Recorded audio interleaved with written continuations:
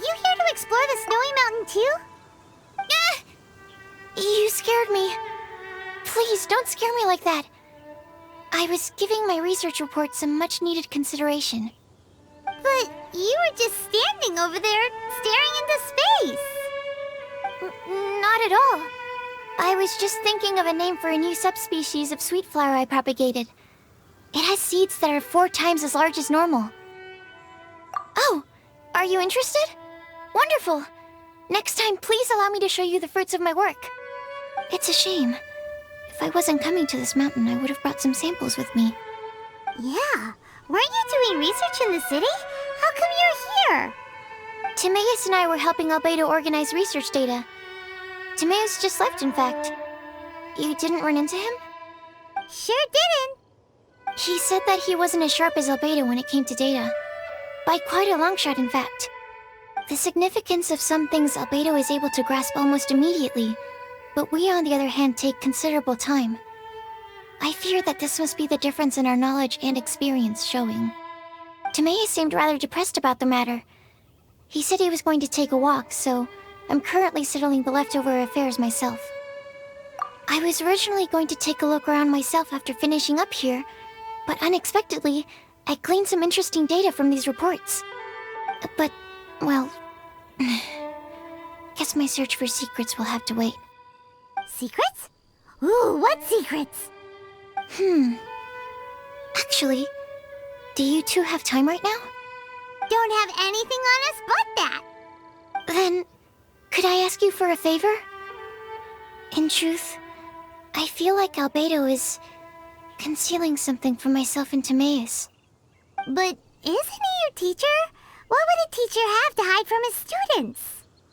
That's true, but I feel like he's always hiding something. It is my personal guess that it is some great secret of alchemy. Wait, how are you so sure? Timaeus and I are both passionate researchers of alchemy.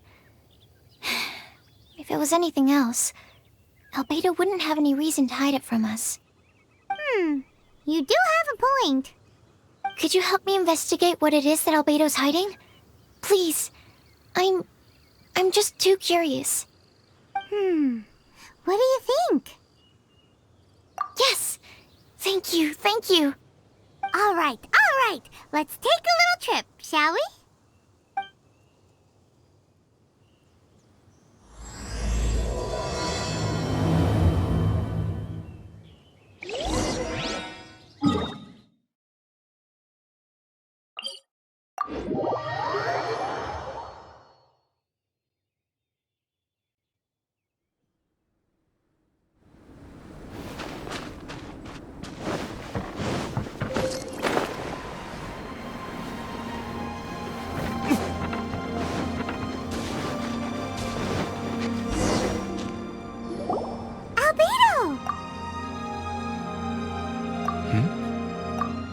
Why are you here? Are you lost? No, we're not.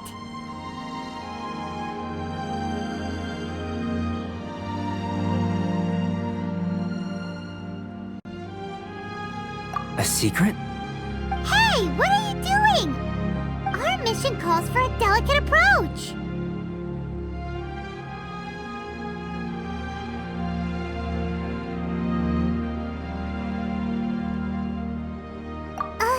Sure, but still. Actually, you've arrived at just the right moment. I have business with you too, in fact.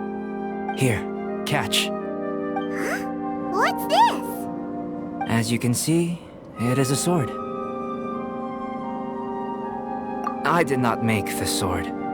However, I did add some alchemical touches to it. Would you like to try it out? My research indicates that this sword has some unique properties. Only you can use it. But I need to gather data from it quite urgently. So, could I bother you to use it in battle? Wait a second. How can there be a sword that only one person can use? Very astute of you.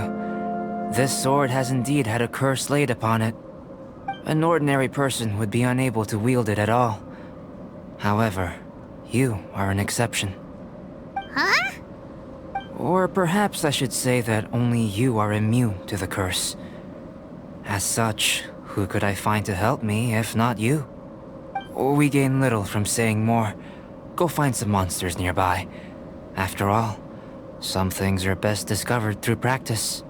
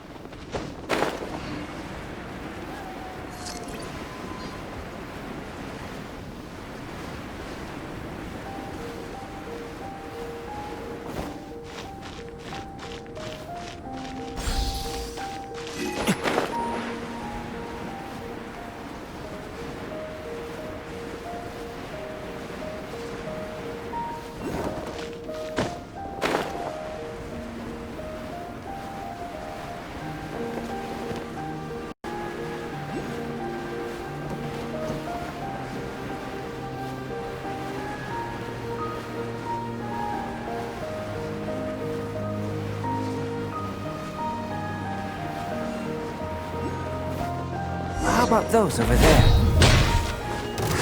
Still has a bad feeling about this. Submit! It's nothing. Teamwork is trick!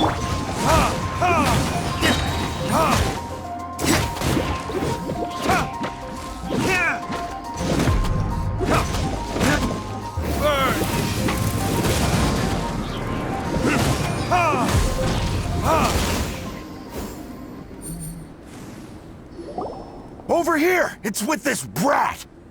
Give it back, you thief! Treasure hoarders? There are treasure hoarders in a place this cold? Enough talk! Hand it over! Watch out! There's no end to this. It's nothing.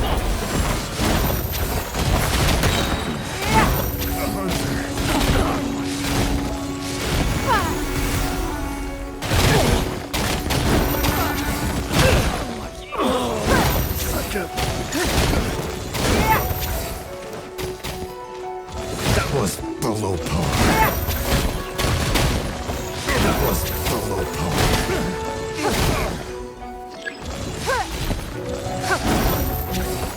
It's nothing. That tingle?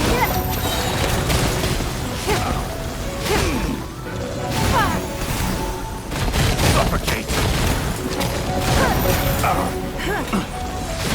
Give up. Go! Big like I'm terrible. Going in! Adventure! Suffocate! Burn! Suffocate! Should replace my Suffocate!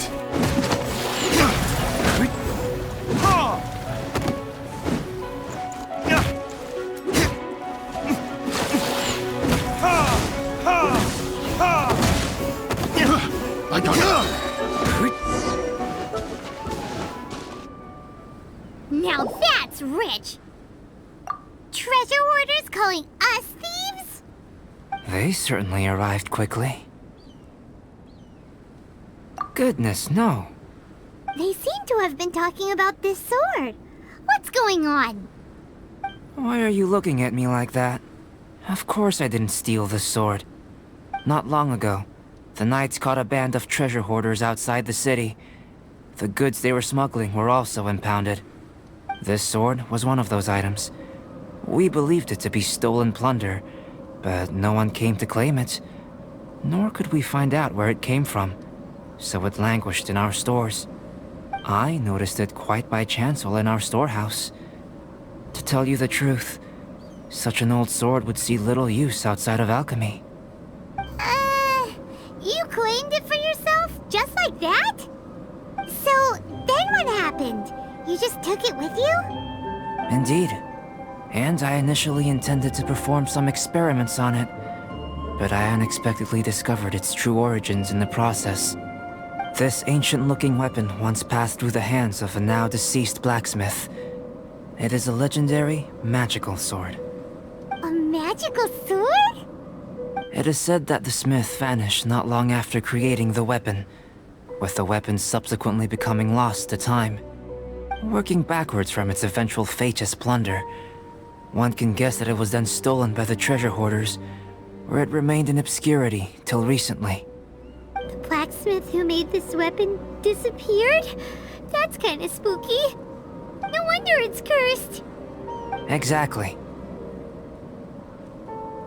Do you know the story of Durin in this mountain? Durin was the black dragon who menaced Mondstadt, before finally being defeated by the combined efforts of Dvalin and the Animo Archon Barbados. After a fierce battle, the vanquished Durin crashed to ruin here, falling into the thick snow. Snow gathers atop this mountain and never melts, which is a most curious phenomenon.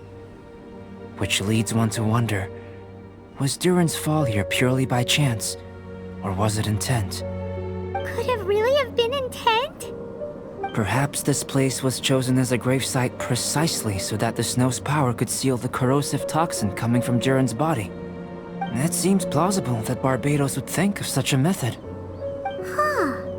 Was Barbados such a capable god? Well, these are just my postulations. I don't have any evidence. But what's for certain is that this mountain and Durin are deeply intertwined. In fact, I believe that the very sword in your hand has Durin's remains in it. A dragon's remains?